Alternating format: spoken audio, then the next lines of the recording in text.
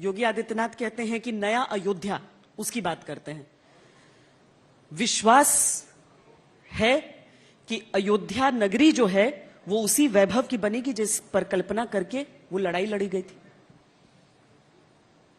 नहीं, पूरी उसी कल्पना के आधार पर अयोध्या को बनाया जाएगा। समय लग सकता है, निर्माण में समय लगता है, बनाने में समय लगता है, और उसका वर्तमान समय का जो स्वरूप है, महानगर उसको बना दिया अयोध्या को है। बहुत सारे गांव ले लिए गए हैं, बहुत दूर दूर तक का अधिग्रहण हो रहा है। तो वहाँ पंचकोशी परिक्रमा, 14 कोसी परिक्रमा, ये सब पक्की बन रहे मार्ग, और उसके साथ साथ कच्चा मार्ग भी रहेगा। बहुत सारे लोग नंगे पैर चलते हैं, तो उनका भी ख्याल रखते हुए पूरी उसी प्रकार की स्थिति बनाई जाएगी, तो पूरा होगा, चिंता करने की जरूरत नहीं। पर प्रमोद जी, आचार्य प्रमोद जी, आपको चिंता है? किस बात की चिंता? जो उन्होंने कहा चिंता करने की जरूरत नहीं है, होगा, जैसी परिकल्पना थी वैसा ही हो। देखिए, अयोध्या करोड़ों लोगों की आस्था का केंद्र है। हम भगवान श्री राम के जन्मभूमि का मंदिर बने और अयोध्या का चहुमुखी विकास हो, इसकी कामना और कल्पना बहुत दिनों से की जा रही थी। ये शुभ घड़ी आई है। मैं पूरे देश के और विदेश के तमाम उन श्रद्धालुओं को बधाई देता हूं और परमात्मा से प्रार्थना करता हूं कि सबका मंगल हो। इसलिए जहां भगवान श्री राम की जन्मभूमि का विकास का सवाल है, उसमें किसी को चिंता करने की जरूरत नहीं है, न चिंतन की आवश्यकता है। जहां राम है वहां अपने आप सब काम बन जाते हैं। हालांकि हमने एक सवाल रखा था इस सत्र के लिए, उसे वेटिकन से जोड़ करके, क्या वैसी कोई व्यवस्था हो सकती है कि नगरी अपने आप में विशिष्ट, ये नगरी तो हमेशा ही विशिष्ट रही, चाहे विवाद रहे हो चाहे नहीं रहे हो। सत्येंद्र जी, अगर माइक ले लीजिएगा जी।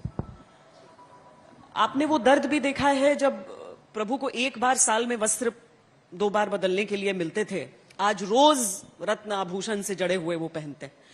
पर क्या अयोध्या नगरी की ऐसी परिकल्पना की जा सकती है जहां पर सिर्फ एक धार्मिक पर्यटन के लिए न हो, उसकी विशिष्टता, उसकी मौजूदगी भर से समझ में आ जाए, उसके लिए पर्यटन शब्द का हमें इस्तेमाल न करना हो? और इसीलिए हमने वेटिकन से इसे जोड़ने का प्रयास किया था कि क्या अपने आप में एक अलग विशिष्टता है। अयोध्या नाम नगरी तथा श्रीत लोक विश्रुता मनुना मानवेंद्रेण या पुरी निर्मिता स्वयं।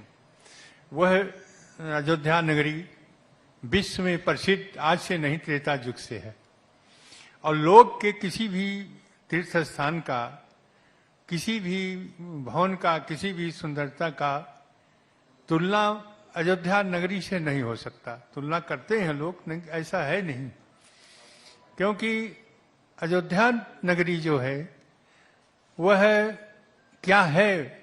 वो स्वयं भगवान विष्णु का शरीर है। तब विष्णु वैकुंठ थे, दीन अयोध्या आन, मनु लाए महिलोक में श्रीपत कर तन जान। वो अयोध्या नगरी है जो भगवान विष्णु की शरीर है। भगवान विष्णु की शरीर होते उस जगह वह परमात्मा का अवतार हुआ, जितने रमनते योगिनो जस्मिन नित्यानंदे चिदात्मनि इति राम पदेनासो पर ब्रह्मा विधीयते। जो पर ब्रह्म परमात्मा है वह मानव के रूप में उस नगरी में अवतार लिया था।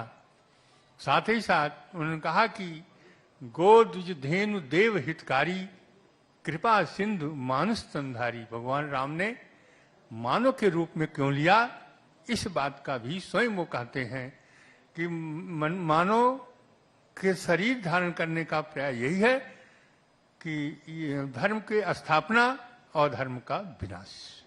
उस भगवान स्वयं उस कहते हैं कि यद्यपि सब वैकुंठ बखाना, वेद पुराण विद जग जाना, अवर समान सो प्रिय नहीं सोऊ, यह प्रसंग जाने को वैकुंठ की तुलना होती है कि वैकुंठ सबसे अच्छा है, सबसे सुखदायी है, सबसे वैकुंठ के जाने के लिए लोग तपस्या भी करते हैं, लेकिन भगवान स्वयं कहते हैं कि वो वैकुंठ नगरी से भी अधिक प्रिय यह अयोध्या नगरी हमारी है, जहां मेरा जन्म है। जन्मभूमि मम पुरी सुहावन, उत्तर दिश सरजू वह पावन। यह अयोध्या नगरी है जो विश्व में प्रसिद्ध है, आज से नहीं त्रेता युग से है, और उसकी तुलना किसी सामान्य से नहीं किया जा सकता, क्योंकि वहां पर वह परमात्मा का अवतार हुआ है, जिसके नाम मात्र से कल्याण होता है, और जिसके स्मरण मात्र से कल्याण होता है। यही नहीं कहा कि जो आनंद सिंधु सुख राशि है परमात्मा भगवान राम, जो आनंद सिंधु सुख राशि सी करते त्रैलोक सुपासी, वो परमात्मा भगवान है। एक बूंद से उनके उस शरीर से, उनके आनंद से, एक बूंद से सारा तीन लोक प्रसन्न है और सुखी है। वह परमात्मा का अवतार जहां हुआ है, उस नगरी को देखत पुरी अखिल भागा। उस नगरी को केवल दर्शन करने से जन्म जन्मांतर के प्रायश्चित हट जाते हैं। ऐसे नगरी की सुंदरता, ऐसे नगरी की कल्पना सामान्य नहीं है, बहुत बड़ी है। यद्यपि वहां पर हमारे योगी आदित्यनाथ जी ने कहा था जा करके कि मैं इस नगरी को त्रेता युगी नगरी बनाऊंगा, ऐसा उनकी घोषणा है। अब नगरी किस रूप में बनकर के तैयार होगी, वहां तो भगवान श्री राम का मंदिर बन रहा है, जिस मंदिर के लिए कल्पना 28 वर्ष तक भगवान श्री राम त्रिपाल में रहे और वह उसकी पूजा मैं करता रहा। 28 वर्ष के बाद में अब वो एक अस्थायी मंदिर में विराजमान हुए हैं, जहां पर कोई जो लकड़ी का बना हुआ है उसके अपेक्षा इसमें सुविधा है। यहाँ कूलर है, यहाँ एसी है, यहाँ पंखे हैं, सब कुछ व्यवस्था है। अब उस भव्य दिव्य मंदिर का कल्पना जिसको देखने के लिए कुबेर भी लज्जित होते थे, जिस भवन के उस भवन को जो विश्व प्रसिद्ध हो, ऐसे मंदिर का निर्माण शुरू हुआ है और उसके नींव का कार्य प्रारंभ हुआ है। आशा है कि बहुत जल्दी ही वह भव्य दिव्य मंदिर बनेगा, जिसमें हमारे प्रभु श्री राम हमें विराजमान होंगे और राम भक्तों को दर्शन देंगे। हालांकि अगर हम पूरी नगरी को देख लें तो रामलला का मंदिर तो है, साथ में गुप्तार घाट है, मणि पर्वत है, मतलब समूची नगरी में कोई ना कोई ऐसी जगह जरूर है जो उस काल की याद, उस युग की याद दिलाती है और हर एक के मन में आस्था में बसती है। तो इसीलिए हम पूछ रहे हैं कि अगर अयोध्या नगरी में केवल श्री राम मंदिर या फिर पूरी नगरी कुछ ऐसी हो।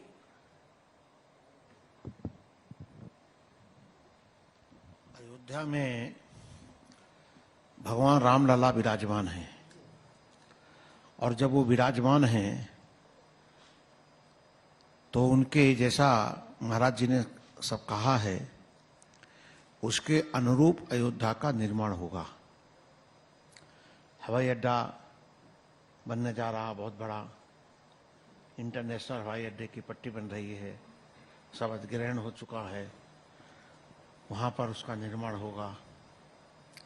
दूर दूर तक हमारे प्रदेशों के जो मुखिया हैं वो अपना अतिथि गृह बना सकें, उनके लिए भी जमीन आवंटित की जा रही है, ऐसी व्यवस्था हो रही है, ताकि उस राज्य के लोग, बड़े लोग, संपन्न लोग, गरीब लोग, ये सब आकर के वहां रह सकें, अपने राज्य के अनुसार वो अपना भोजन उनको मिले।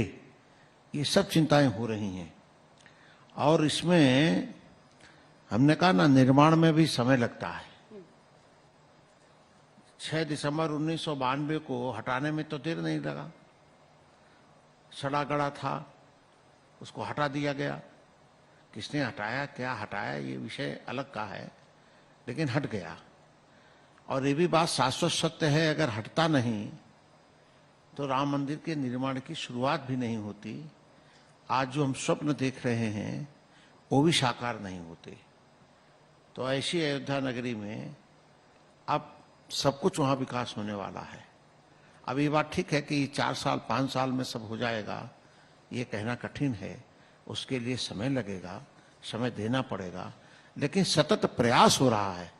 हमारे मुख्यमंत्री जी आए दिन अयोध्या जा रहे हैं और जब जाते हैं तो भगवान रामलला के दर्शन करते हैं, हनुमान गढ़ी जाते हैं, कम से कम ये आते, और जो वहाँ के कुछ प्रमुख संत हैं, बुजुर्ग साधु हैं, उनके यहाँ जाते हैं, मिलने के लिए जाते हैं।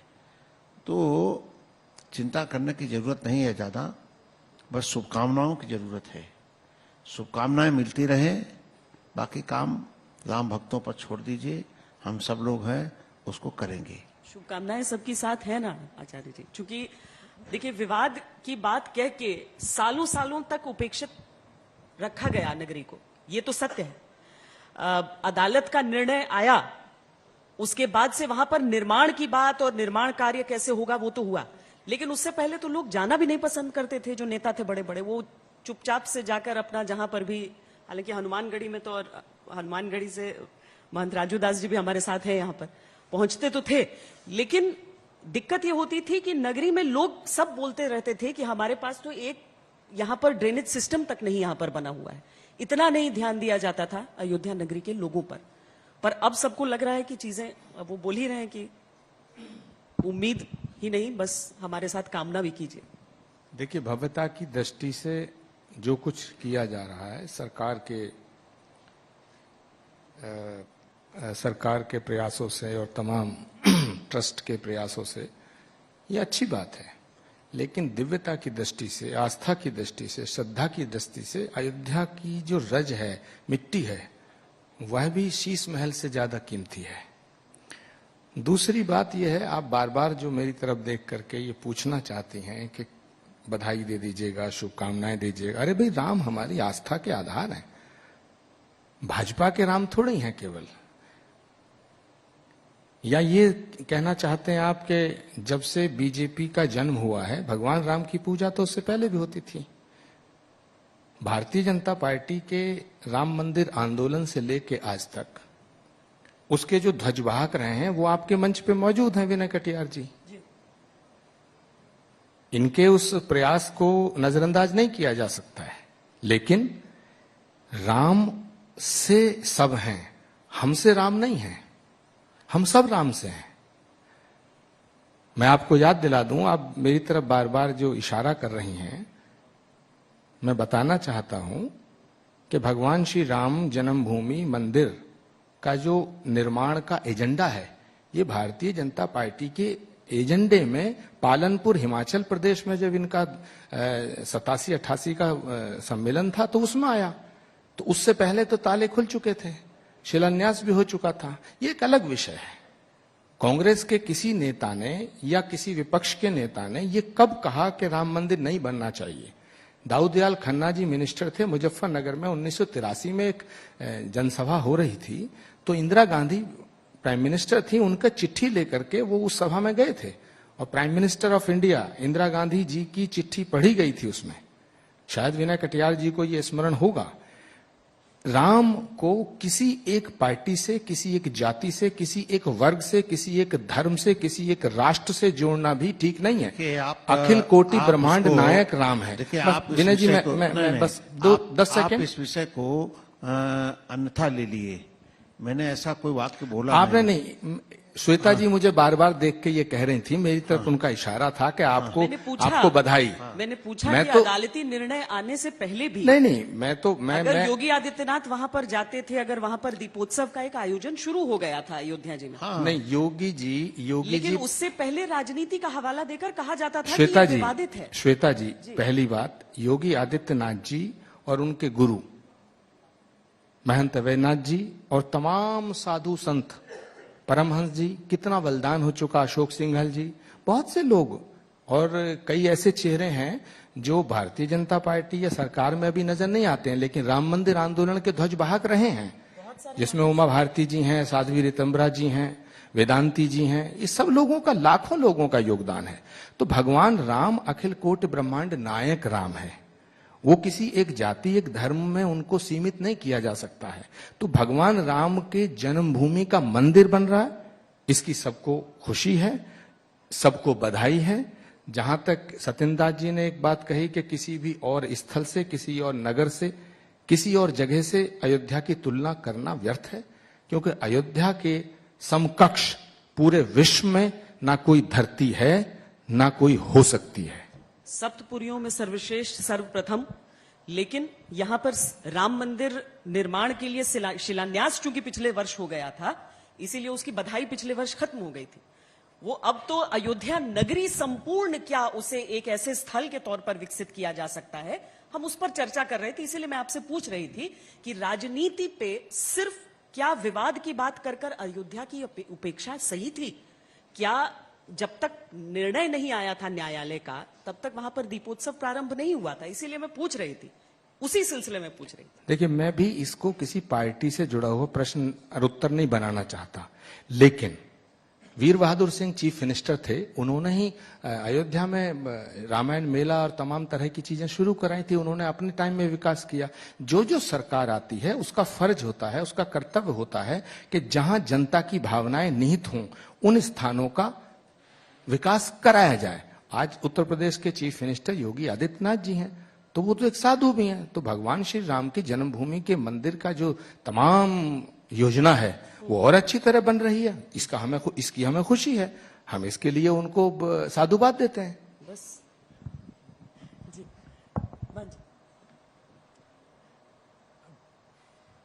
जब हमारे प्रधानमंत्री जी 5 अगस्त को वहां पर शिला पूजन, भूमि पूजन किए, उसका वार्षिक इस वर्ष 5 अगस्त को हुआ। वहां के लोगों को 5 वर्ष, यह साल भर बीतने के बाद 5 तारीख अगस्त को लोगों ने बड़ा उत्साह दिखाया। अयोध्या के और जगह जो हुआ हो, अयोध्या के लोगों ने बहुत ही उत्साहित हुए।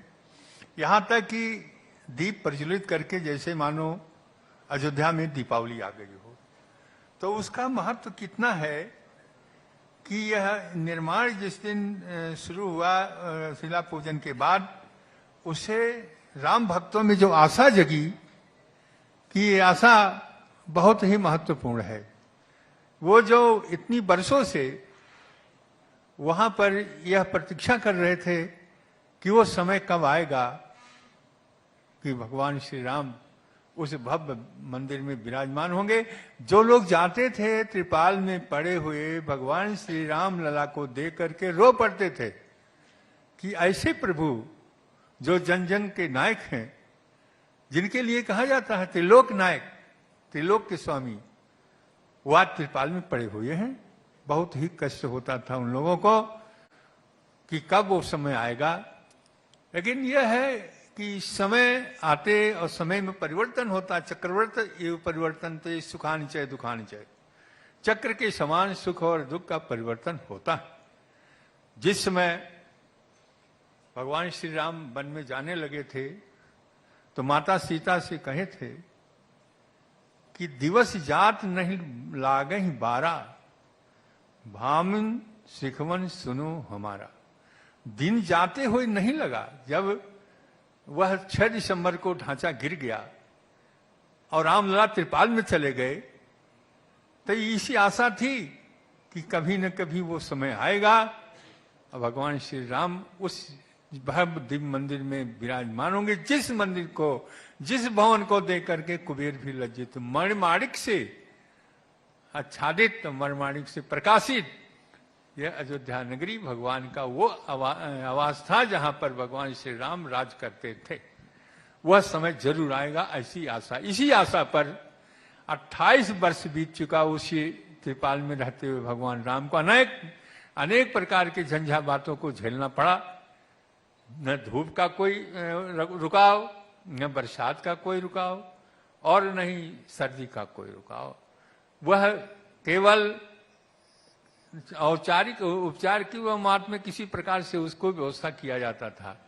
लेकिन वो समय भी आया 9 नवंबर को, जब ये आदेश हो गया भगवान श्री राम लगा के मंदिर के पक्ष में, वो अपार खुशी हुई, अपार प्रसन्नता हुई। और जैसे मानो भगवान श्री राम 14 वर्ष बिता करके और अयोध्या आए। अयोध्या में जिस प्रकार से दीपावली का उत्सव मनाया गया, तो उसको देख करके लोगों को बहुत प्रसन्नता हुई। 9 नवंबर को ही यह आशा हो गया था कि अब निश्चित है भगवान श्री राम का वह भव्य दिव्य मंदिर बनेगा जिसकी हम कल्पना करते हैं। और राम भक्तों का जो आशा, जो विश्वास, जो श्रद्धा आज तक रही, वह समय आ गया है, क्योंकि निर्माण शुरू हो गया है।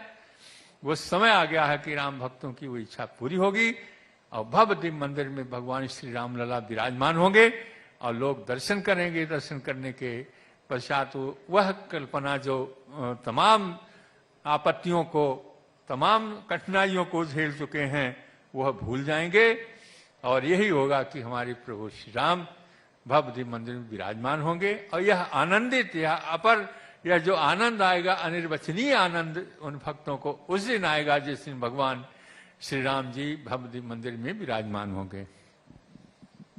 विनय जी, अतीत की बात क्या करें, हर व्यक्ति कुछ न कुछ और किसी न किसी तरीके से जुड़ा। आचार्य जी भी कह रहे हैं कि सबको, किसी को कोई इसके खिलाफ था ही नहीं, सब एक साथ मिलकर लड़ रहे थे इसके ही लिए। हालांकि तब भी ये संशय होता है कि क्यों इतना समय लग गया। लेकिन अब आगे कितने समर्थन की जरूरत है कि वो जल्द से जल्द ये पूरा संपन्न हो सपना? नहीं, अब तो समर्थन तो है ही है, उसकी कोई कमी नहीं है, लेकिन निर्माण में समय लगता है, विध्वंस में समय नहीं लगता है। 6 दिसंबर 1992 को ढांचा कब कैसे चला गया कुछ पता ही नहीं चला। उसका एक एक ईंट लोग उखाड़ के लेकर चले गए और श्रद्धा के रूप में लेकर के चले गए। ये ठीक है कि उसके बाद हमारी 4 सरकारें कुर्बान हो गईं। कांग्रेस ने, उनको अच्छा ही नहीं लगा और उसको 4 सरकारें हमारी चली गईं। लेकिन हमको सरकार जाने की चिंता नहीं थी, हम तो ईमान शहीद हो गईं। फिर आगे लड़ाई लड़ेंगे, लड़ते रहे हैं। अब अच्छी बात तो ये है कि कांग्रेस के अंदर भी 1-2 लोग ऐसे थे जो चाहते थे मंदिर बने, लेकिन अधिकांश लोग बाधा डाल रहे थे कि काम होने ना पाए। और उसमें आज अच्छा हमको लग रहा, जब महाराज जी यहाँ पर सबकी तारीफ कर रहे हैं तो मुझे आज अच्छा लग रहा है। नहीं तो हर मंच पर विरोध ही करते थे, पूरी तरह से विरोध करते थे। लेकिन धीरे धीरे परिवर्तन हो गया। हाँ, एक बात तो हम जरूर कहना चाहेंगे, नरसिंह राव देश के जो प्रधानमंत्री थे, उनको मैं धन्यवाद हमेशा देता हूं और देता रहूंगा जब तक जीवित हूं। ये ठीक है कि उन्होंने दुधारी तलवार भी चलाई, समय दिया ढांचा गिरने का, और ढांचा गिरते समय किसी से बात नहीं की उन्होंने। केवल मेरे पास फोन आया था उनका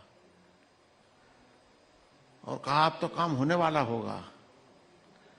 हमने कहा हमको नहीं मालूम है, लेकिन जितना समय लगेगा उतना हो जाएगा, ये कहा नहीं जा सकता। लेकिन काम होता है। काम तो नरसिंह राव जी ने किया, लेकिन सरकारें भी हमारी चार खा गए, दोहरा काम किया उन्होंने। तो ये पूरा काम वो करते रहे हैं, हमको कोई आपत्ति नहीं है। लेकिन हमको हमारा संघर्ष बढ़ गया, खर्चा बढ़ गया, जन जागरण अभियान चलाने पड़े। ये आसान काम नहीं था, बहुत कठिन काम था। हमारे यहाँ मुस्लिम समाज के लोग वहां अयोध्या में विरोध नहीं करते थे, लेकिन सबसे ज्यादा हिंदू ही विरोध करता था।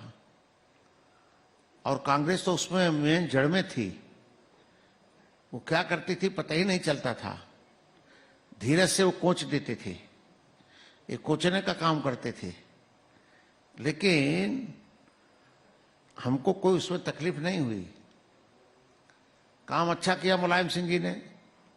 30 अक्टूबर 2 नवंबर को गोली चला दी, बहुत सारे लोग मारे गए।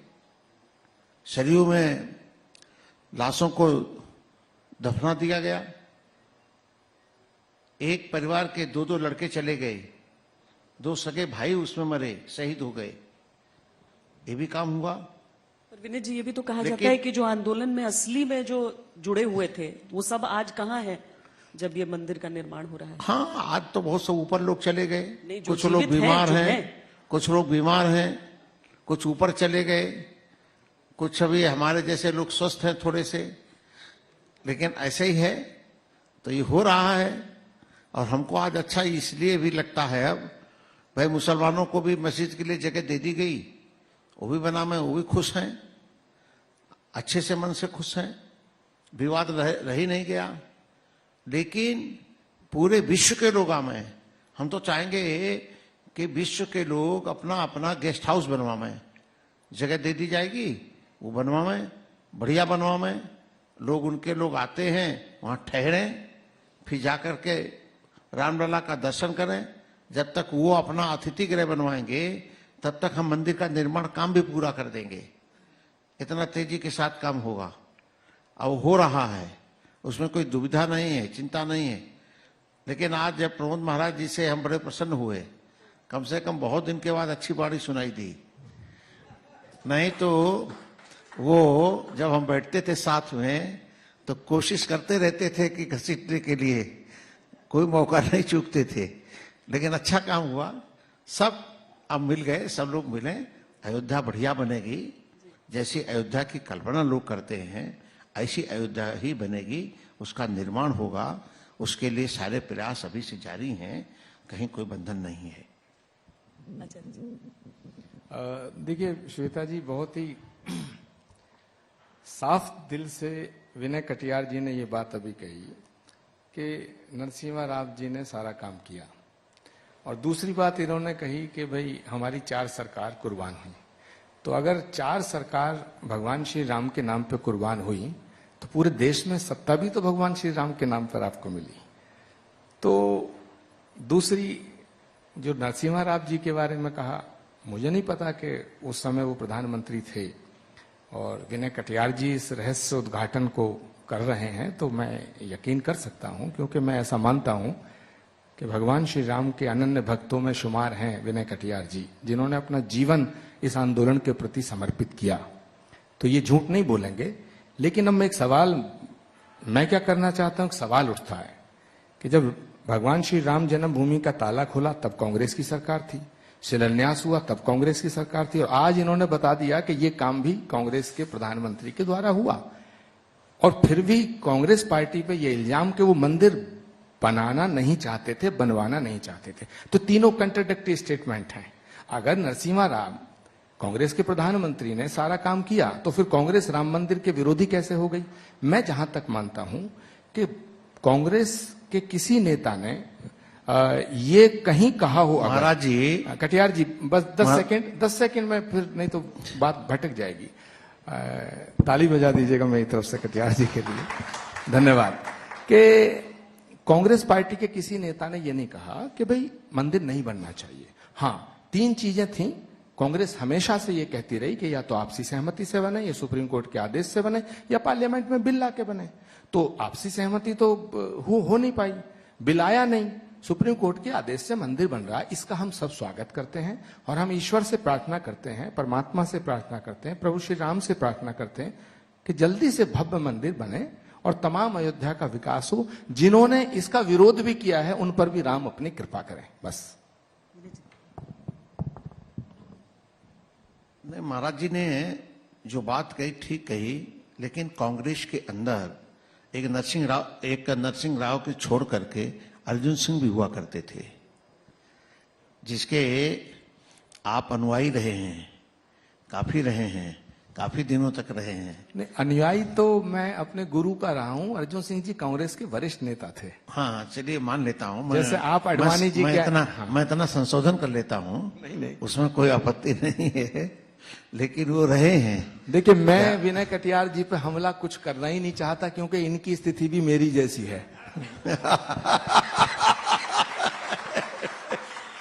चलिए छोड़ते हैं। नहीं, पर इन्होंने जो नाम लिए हैं उनके तो बयान सार्वजनिक हैं, पर चूंकि यहाँ पर अयोध्या नगरी की बात हो रही है, श्री राम की बात हो रही है, तो मैं चाहती हूं कि हम जब समापन करें अपनी इस चर्चा का, तो महंत जी हम आपकी बातों से करें, क्योंकि उस अकेले टेंट के उस तंबू में बैठकर पूजा आप ही ने की है, पूजा अर्चना, और अब उस नई व्यवस्था में भी आप हैं और अपने आंखों के सामने उस निर्माण को होते हुए देख रहे हैं।